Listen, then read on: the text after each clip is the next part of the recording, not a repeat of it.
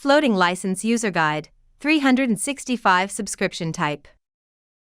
This video explains how to manage floating licenses when several users share their AKTS software 365 subscription. The example explains the scenario for two simultaneous users. Attribute of floating licenses.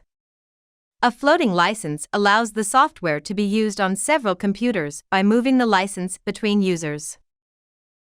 The number of floating licenses determines the number of simultaneous users. Users can activate and run the software up to the maximum number of licenses. When activating the license, the user can specify information so that other users can identify his session.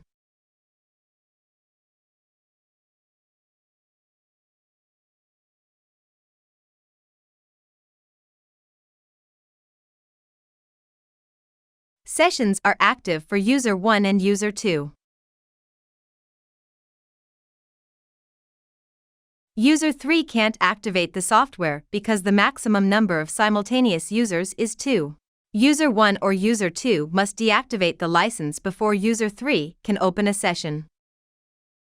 User 3 can now activate the software. Sign out one of the devices to access the software. When the activation of the software is impossible because the maximum number of simultaneous users has been reached, a window appears with the list of users currently using the software. The Sign Out button lets you log out of the remote users and sign into the software. What happens to the user who has been signed out?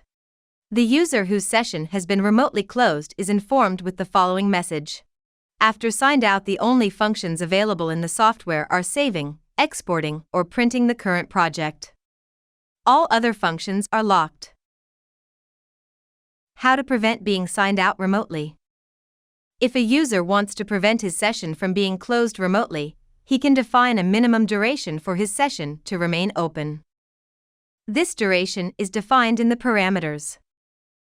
Then select the time until another user can sign you out since your last login, for example, 3 hours.